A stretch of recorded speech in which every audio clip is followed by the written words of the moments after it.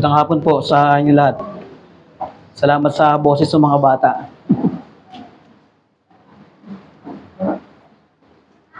Isa sa mga argumento ni David Wells, ang kilala niyo si David Wells, yung sumulat ng librong No Place for Truth or Whatever Happened to Evangelical Theology. Isa sa mga argumento niya rito, isa sa mga sulat niya, yung evangelical church daw sa Amerika, ang mga iglesia sa Amerika ay nawala na yung kanyang theological foundation. Sinabi niya doon na hindi na ang Diyos ang sentro ng kanilang teolohiya. At instead of being truth brokers, yung mga pastor, dapat tulungan yung mga membro niya at yung kanyang mga kasama na maging malalim pa sa submission sa Diyos. Ang mga pastor daw dito ay naging mga business managers na minamarket na yung iglesia. So, at imbis na maging pastor, ang nagiging mga pastor na raw ngayon ay nagiging psychologist na tinutulungan para lang maabot yung pangangailangan o yung mga personal fulfillment ng mga taong nandito. And sabi niya pa, most pastors stand or fall today by their personalities rather than their character. At isa din sa ina-argue niya rito, ang church daw ay blended na with modernity, promoting God in the gospel as just another self-help method. May katotohanan ito, ang mga sinabi ni David F. Wells.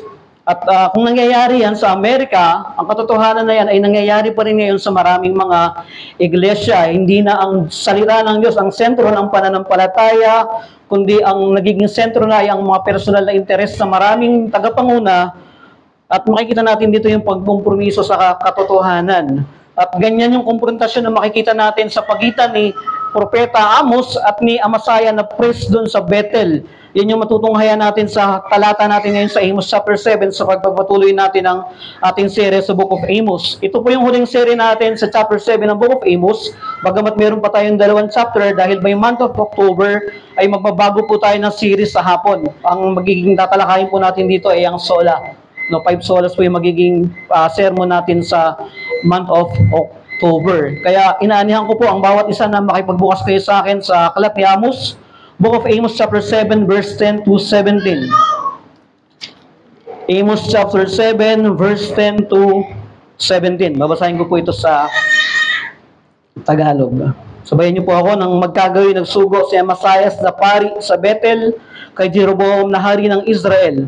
Na nagsabi, si Amos ay nakipagsabuatan laban sa iyo sa gitna ng sambahayan ni Israel.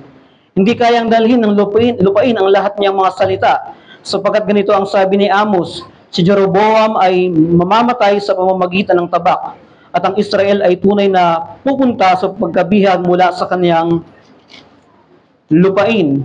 Sinabi ni Masayas kay Amos, o ikaw na taga-kita, humayo ka at tumakas ka sa lupain ng Juda, at doon kumain ka ng tinapay at magsalita ka ng propesiya doon.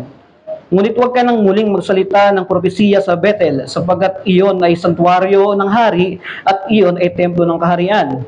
Nang magkagayon sumagot si Amos kay Amasayas, ako'y hindi propeta o anak man ng propeta, kundi ako'y pastol at manggagawa sa mga puno ng sikomoro. At kinuha ko ng Panginoon mula sa pagsunod sa kawan na sinabi ng Panginoon sa akin, humayo ka, magsalita ka ng propesiya sa aking bayang Israel. Kaya ngayon pakinggan mo ang salita ng Panginoon. Iyong sinabi, huwag kang magpahayag ng propesiya laban sa Israel at huwag kang mangaral laban sa sambahayan ni Isaac. Kaya't ganito ang sabi ng Panginoon, ang iyong asawa ay magiging masamang babae sa lungsod at ang iyong mga anak na lalaki at babae ay mabubuwal sa pamamagitan ng tabak. At ang iyong lupain ay mahahati sa pamamagitan ng pising panukat. At ikaw ay mamamatay sa isang lupaing marumi. At ang Israel ay tiyak na dadalhin bihag papalayo sa kanyang lupain. Ito po ang salita ng Diyos. So dito sa passage natin, nakita natin yung confrontation between the prophet Amos and Amasaya. Isa sa mataas na katungkulan sa Bethel. So inaakusahan dito ni Amasaya si Amos ng conspiring against king, at nagsabi doon, yung lingwahe daw ni Amos ay hindi na kayang dalhin maging nung mga nandoon sa lugar na ito. Mabigat na yung pananalitang binibitawan ni Propeta Amos. Nakita natin sa mga nakaraang serie natin ng pangangaral na mula doon sa propesiya hanggang doon sa vision, ipinakita niya kung gaano kabigat yung mangyayaring hatol ng Diyos sa kanila.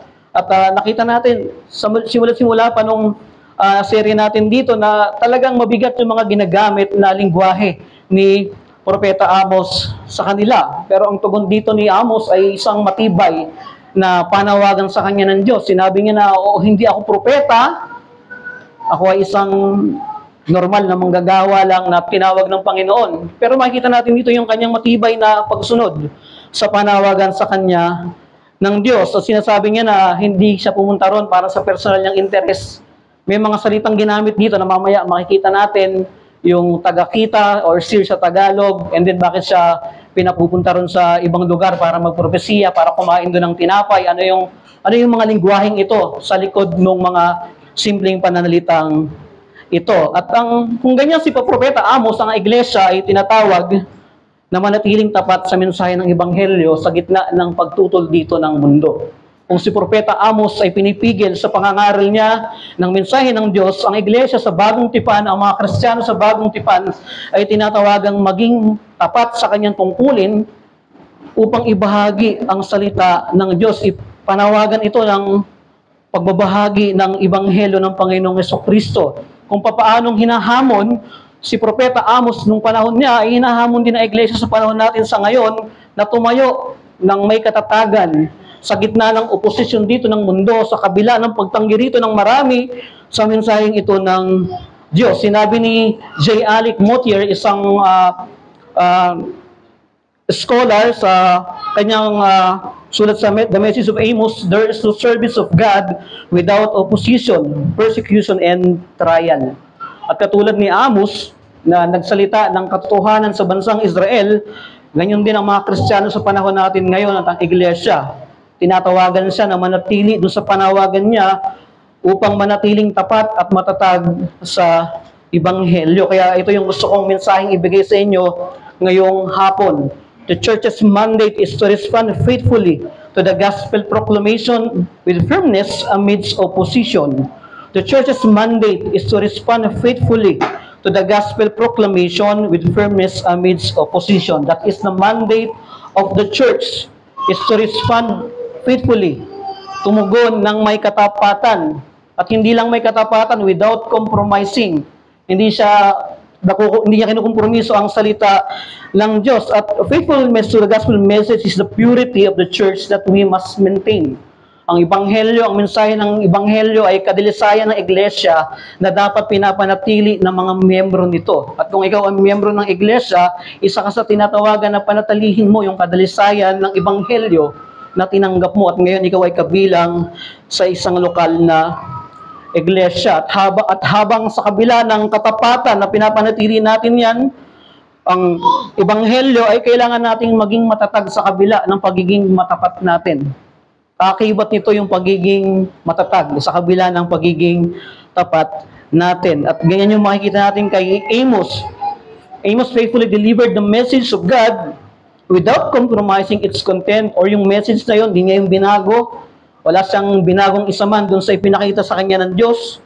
At ganyan din yung gusto kong gawin sa atin ng Diyos, na ang iglesia ay gawin niya yung kanyang mandato bilang isang iglesia na hindi binabago, hindi pinapagang yung mensahe ng Ebanghelyo para lamang maniwala yung iba, para lamang tanggapin ng marami, para lang maging fit sa kanila yung salita ng Diyos. At ngayong hapon, mayroon tayong dalawang bagay na titingnan dito sa encounter ni Propeta Amos kay Amaziah. Una, titingnan natin dito yung fidelity to God's word in the midst of opposition, katapatan sa salita ng Diyos sa gitna ng mga pagsalungat, at pangalawa, firmness in God's word in dealing with objections, katatagan sa salita ng Diyos sa pagharap sa mga pagtutol. Yan yung dalawang bagay na makikita natin sa tekstong binasa natin. Ngayon, tingnan muna natin yung isa, yung fidelity, yung katapatan sa salita ng Diyos sa gitna ng mga pagsalungat. Yung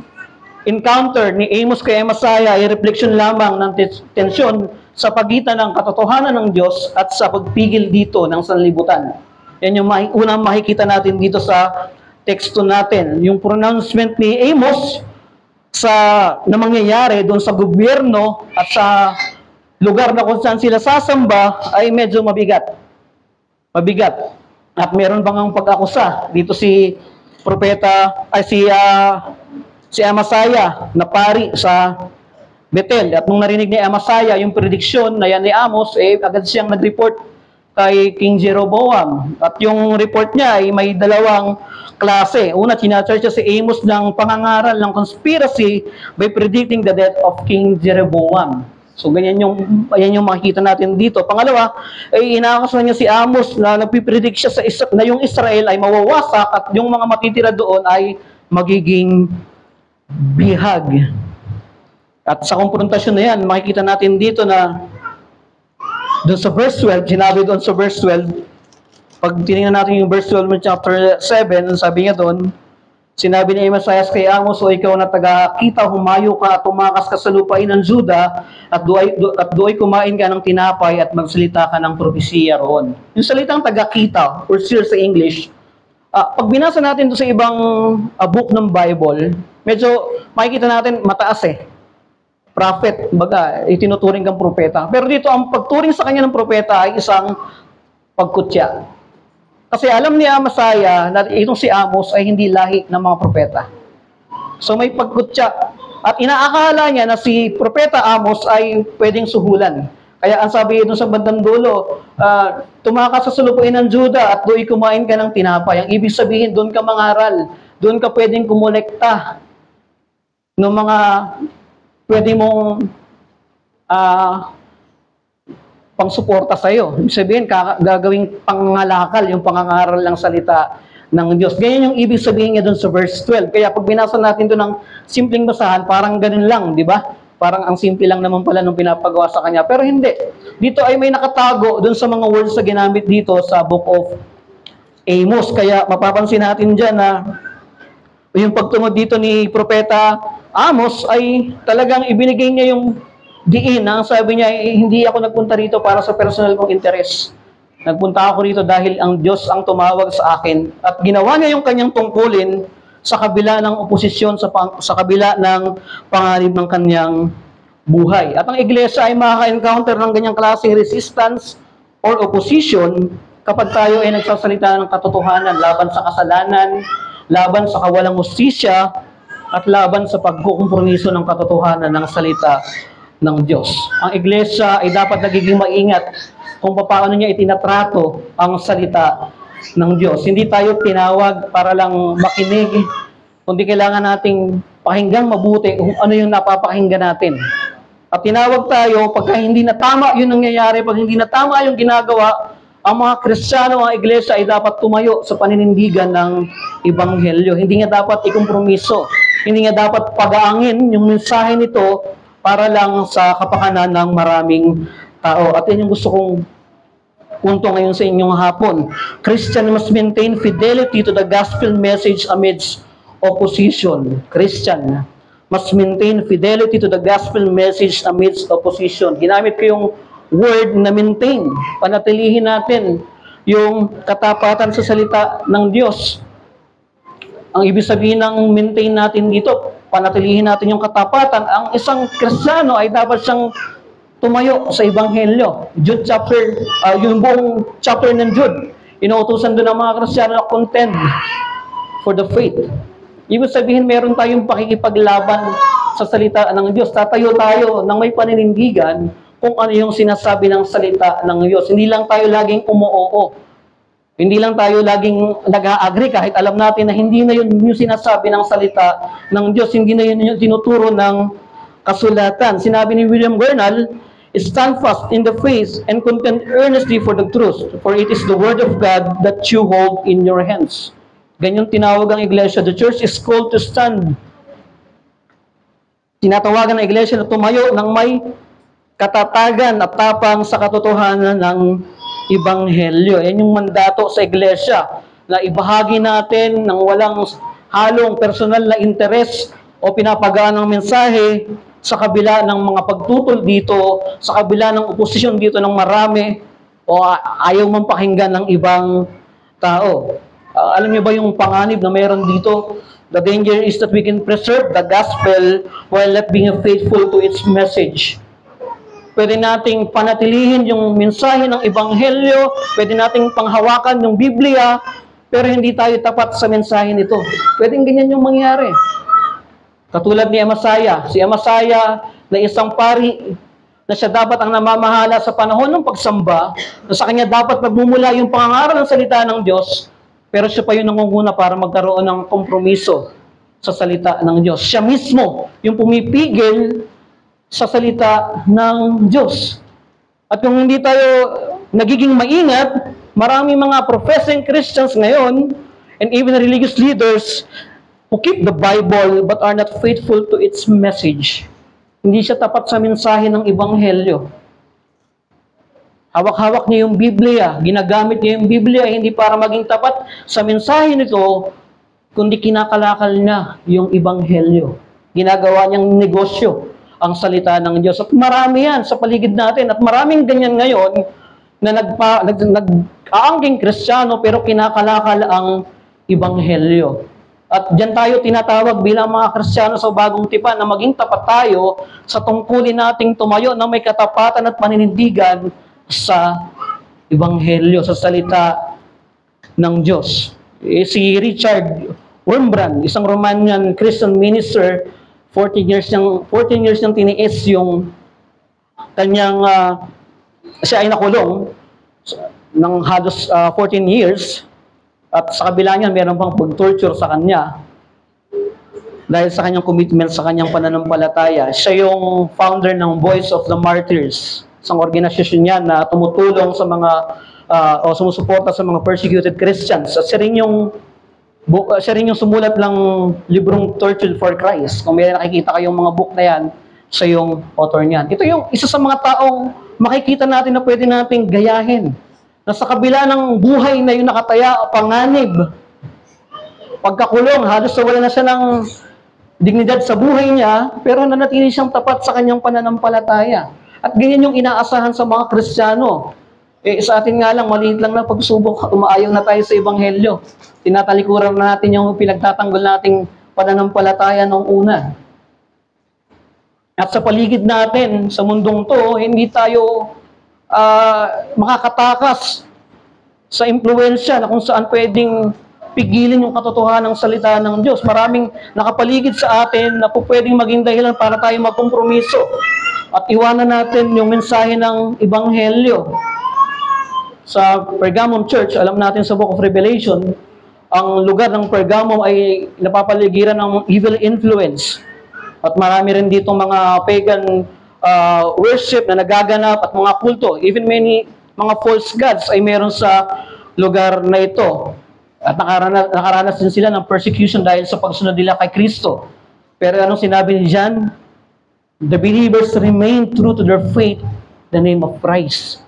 Nanatili silang tapat kay Kristo sa kabila ng maraming pagpigil, persecution sa kanila.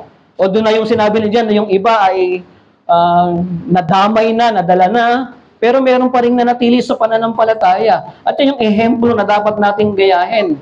Yan yung ehemplo na dapat nating sundin bilang mga mananampalataya. Ang ganda nung sinabi ni Jonathan Edwards, sabi niya, let us be faithful to the scriptures even if it means standing alone against a multitude. Let us be faithful to the scriptures even if it means standing alone against a multitude. Yan yung makikita natin dito sa panawagan sa atin bilang isang iglesia. Katulad ni Propeta Amos sa kabila ng panganib, pangamba, takot, ang inisip niya yung kanyang daladalang mensahe. At hindi niya yung binago. Hindi niya binago yung mensahe kung ano yung sinabi sa kanya ng Diyos, yung sinasabi niya. Hindi siya nakipagkompromiso para lang sa kapakanan niya o sa kanyang sariling interes. At yan yung hinahamon sa atin ngayong hapon. Affirm your faithfulness to the gospel truth in the face of worldly and evil opposition. Affirm your faithfulness to the gospel truth in the face of worldly and evil opposition. Pag-alabin mo, pag-apuin mo yung katapatan mo sa Ebanghelyo, sa katotohanan ng Ebanghelyo, sa pagharap kahit na mayroong oposisyon dito ang mundo, kahit na tinatanggihan ito ng marami, kahit na parang akala mo walang nakikinig sa'yo, ay maging tapat ka. Pag-alabin mo yung katapatan na yan sa Ebanghelyo. Si Bonhoeffer, alam natin na tumayo siya sa Nazi regime nung kanyang panahon. At tinawagan niya yung mga iglesia laban sa katiwalaan na ginagawa ng mga taong ito. Ipinakita niya dito na yung katapatan sa Ebanghelyo, katapatan sa salita ng Diyos, sometimes demands sacrifice in opposition to prevailing norms. May mga pagkakataon na kinakailangan kang magsakripisyo para lang sa Ebanghelyo. May mga panahon na tinatawagan kang mahirap yung panahon na yan, pero kailangan mong manindigan bilang mananampalataya, bilang isang Kristiyano. At tayo, pag tayo ay wala na sa loob ng iglesia, yung mula Lunes natin hanggang Sabado, ano yung klaseng pakikipagbaka yung ginagawa natin? Paano tayo nagiging tapat sa Ebanghelyo ng Panginoong Hesukristo? Ipinakita sa atin dito sa buhay ni Propeta Amos na sa kabila ng panganib na susuungin niya, ay nanatili siyang tapat sa salita ng Diyos. At yan ang inaasahan sa mga mananampalataya sa Bagong Tipan. Yan ang inaasahan sa bawat miyembro ng iglesia. Yan ang inaasahan sa mga taong nakipag-isa sa Panginoong Hesukristo. Hindi lang ang magdidepensa ng pananampalataya ay yung mga pastor o yung mga nag-aral ng Bible school. Ikaw na nakipagtipan kay Kristo, ito ay isa sa mga mandato sa iyo. Isa ito sa mga tungkulin na dapat mong gampanan. Napaka-questionable ng pagiging Kristiyano mo kung hindi ka nakakaranas ng oposisyon sa pananampalataya mo kahit na maliit lang. Hindi bed process ang Christianity. May oposisyon, darating yung panahon ng oposisyon, asahan mo yan. Darating yung panahon na tutuligsain ka dahil sa pananampalataya mo kay Kristo, asahan mo yan. Pero kung walang nangyayari sa iyo, pagpigil sa katotohanan ng Diyos, pag-isipan mo yung pamumuhay mo ng pananampalataya. Anong klaseng paglakad ang meron ka ngayon sa harapan ng Diyos? Sa mga bisita namin, sa wala sa Panginoong Hesukristo, ito yung mensaheng tinututulan ng sanlibutan. Ito yung mensaheng pinipigilan na hindi mo dapat marinig. Ito yung inaayawan ng marami. Ito yung pinipigil ng diablo na marinig mo. Dahil pag narinig mo to, at nakita mo yung pangangailangan mo kay Kristo, galit na galit siya pag lumapit ka kay Kristo eh. Pero gusto kong bigyang diin sa iyo ngayong hapon. Ang panawagan ng Ebanghelyo ay para sa mga taong makasalanang katulad mo at katulad ko. Katulad naming lahat na nandito. Ito yung pinipigilan na ayaw dapat nating marinig. Ito yung pinipigilan ng mundo na wag mong gawin, na wag mong sundin. Pero ito yung pinipigilan ng mundo na magliligtas sa iyo sa pagiging makasalanan mo. Ito yung mensahe ng salita ng Diyos. Ito yung mensahe ng Panginoong Hesukristo. Kaya hinahamon kita ngayong hapon na kung ikaw ay wala pa sa Panginoong Hesus, yakapin mo yung mensahe ng Ebanghelyo. Lumapit ka kay Kristo. Yun yung unang dapat nating gawin. Tayo ay maging matapat sa mensahe ng salita ng Diyos. Pangalawa, ay katatagan sa salita ng Diyos sa pagharap sa mga pagtutol. Firmness in God's Word in dealing with objection.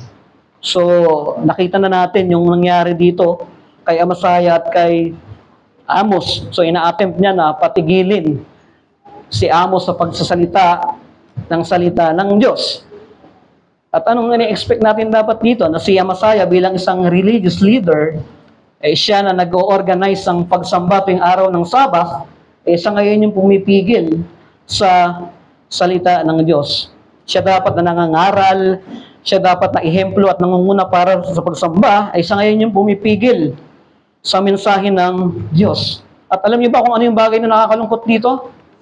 Maraming Kristiyano, maraming leader ngayon, na sila mismo yung pumipigil sa totoong mensahe ng Ebanghelyo. Pinipigilan nila kung ano yung totoong mensahe ng Ebanghelyo para sa sarili nilang kapritsyo, para sa sarili nilang kapakanan. Makikita natin dito na sa kabila na dapat tumayo sa katotohanan para sa salita ng Diyos, ang nangyayari para sa political gain at sa personal interest, pinipigilan niya ngayon yung salita ng Diyos. At gusto kong sabihin ngayong hapon to, compromise with the world is a danger for even the godliest of believers. Compromise with the world is a danger for even the godliest of believers. So walang immune sa ganitong klase ng kasalanan. Maaaring yung pinakakilala mong banal ay pwedeng magkompromiso sa salita ng Diyos. Even the godliest leaders or believers can fall doon sa sin, compromising. At ang iglesia ay maaaring maka-encounter ng ganitong klase ng oposisyon o pagkompromiso even within the church. Even within the community of believers, pwedeng pigilan yung mensahe ng Ebanghelyo. Ang marka na yung mga membro ay malapit na doon sa bingit ng pagkompromiso ay sa panahon na kung saan tinatanggihan na nila yung mensahe ng Ebanghelyo.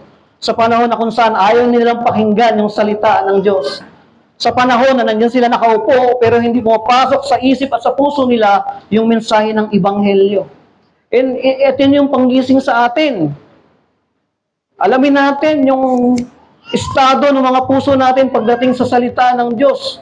Alamin natin yung estado ng puso natin sa pananampalataya. Maaari mong isipin na ginagawa naman yan ng marami. Maaari mo namang isipin na yan yung uso ngayon, sa panahon natin sa ngayon, ginagawa yan ng ibang mga Kristiyano, ay hindi po yan yung ginagawa natin dito sa iglesia. Hindi po ganyan ang pagtrato sa salita ng Diyos. Huwag mong isipin na yung banal mong karanasan ay hindi mauwi sa pagkompromiso sa salita ng Diyos kung hindi mo babantayan yung pananampalataya mo. Kaya si Amos, makikita natin dito na sumunod siya sa kanyang tungkulin at nanatili siyang tapat nang may katatagan sa mensahe ng salita ng Diyos. Maaari kang maging tapat pero huwag mong tanggalin yung pagiging matatag. Kasi sa panahon ng katapatan mo, maaaring maliglig yung pananampalataya mo, kaya kailangan mo ng katatagan.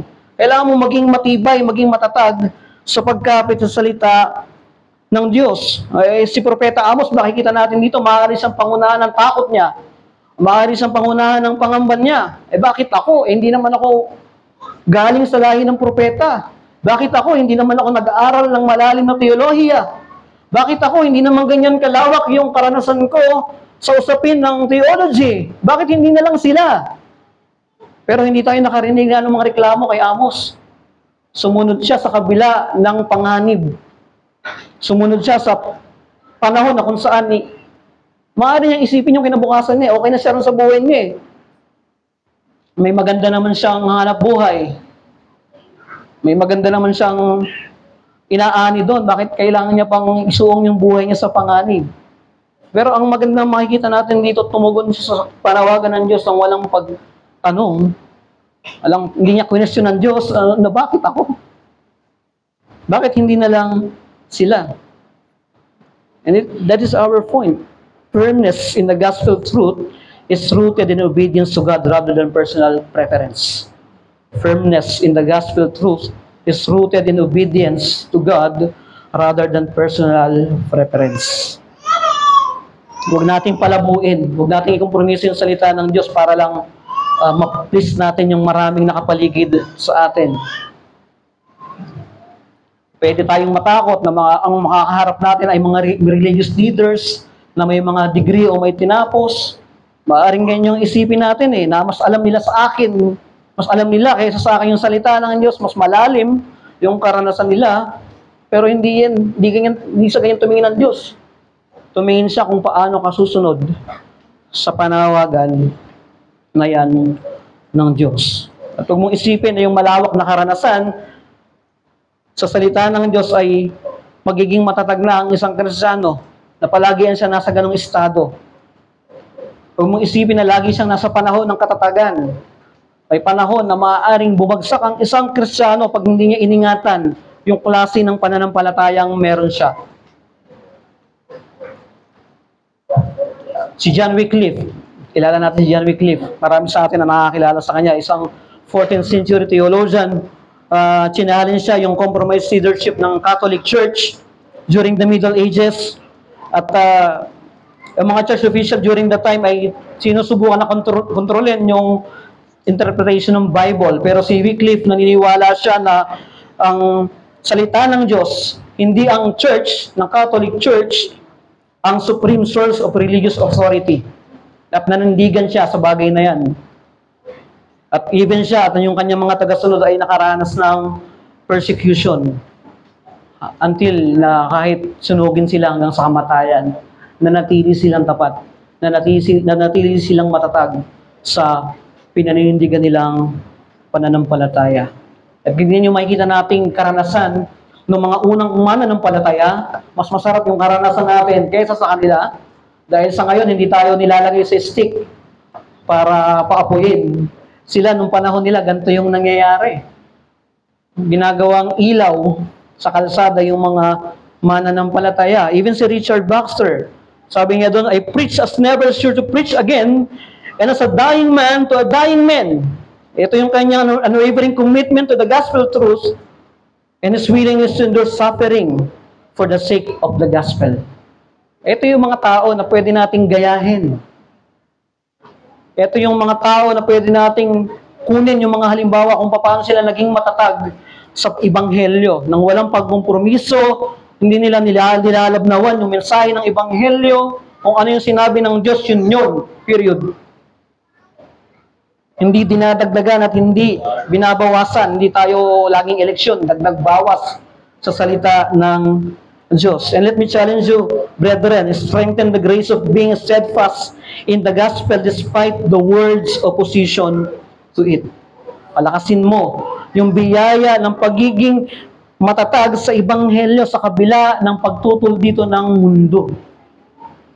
Palakasin natin yung biyaya na yan ng katatagan sa salita ng Diyos. Maaaring sa trabaho, may mga kasamahan tayo sa trabaho na hinihikaya tayong magkompromiso. Ang nakaabang dyan ay yung pananampalataya natin sa mga bahay natin na mga kasama natin hindi mga Kristiyano, masusubok yung ating paninindigan sa Ebanghelyo. Kahit saan tayo pumunta ay pwedeng masubok yung klase ng pananampalatayang meron tayo. But we must be willing to stand for the sake of the gospel truth. Yung si John Bunyan, kilala natin na isa itong kilalang English writer, lalo na yung libro niya The Pilgrim's Progress. He was imprisoned for almost 12 years for refusing to conform to the Church of England. Pero habang nasa kulungan, nanatili siyang nangangaral at sumusulat. Ito yung mga taong hindi mo kayang pigilan pagdating sa katotohanan ng salita ng Diyos. Mga nakakahangang tao na sa kabila na yung pribilehiyong meron sila ay wala na. Parang kung iisipin mo, ano kaya klase itong mga taong to? Na siguro lahat ng pribilehiyong meron sila bilang isang tao ay wala na. Pero yung dangal na meron sila ay dangal ng Ebanghelyo. Dangal ng Panginoong Jesucristo. And let me appeal to you, brethren, let us have a sanctified Christian steadfastness in the Holy Scriptures in the midst of opposition. Magkaroon tayo ng pinabanal na Kristiyanong katatagan sa kasulatan sa gitna ng pagputol o pagsalungat ng marami dito. And let me conclude dito sa passage natin sa Amos chapter 7. Hinahamon tayo nito, both the church and the individual Christians, to faithfully uphold God's word amidst opposition and to respond with the firmness. At tinutulungan din tayo nito na makita na yung katatagan sa salita ng Diyos ay nag-uugat mismo sa masidhi nating pakikipag-isa sa Panginoong Jesucristo. Gusto kong ulitin, gusto kong bigyan ng diin. Pwede nating panghawakan yung salita ng Diyos, pero pwede rin tayong hindi maging tapat sa mensahe nito. At ang nakakalungkot, ang gumagawa nito, hindi mananampalataya. Ang gumagawa mismo nito ay mga mananampalataya. Ito ay paalala sa atin na tayuan natin ang salita ng Diyos nang may katotohanan at may katapatan at may katatagan. Huwag tayong mag-alinlangan sa mensahe nito dahil gagawa ang Diyos sa paraan na gusto niya. Kaya yan yung hamon sa atin ngayong hapon. Palakasin natin yung biyaya ng katatagan sa Ebanghelyo ng Panginoong Jesucristo. Ito yung matututunan natin sa last part ng chapter 7 ng Amos. Although na pagdating sa exegetical data nito, napakahirap i-construct. Pero ito yung bagay na nakita kong napakagandang senaryo sa part na ito. Nawa ay maging hamon sa akin to bilang isang iglesia. Manalangin po tayo. Nakila namin Diyos, maraming salamat sa buhay ni Amos. Na sa kabila ng maraming pagtutol, sa kabila ng oposisyon, sa kabila ng mga panahon ng pangangaral niya ay parang ayaw makinig ng mga tao, ay nanatili siya sa panawagan na itinawag mo sa kanya.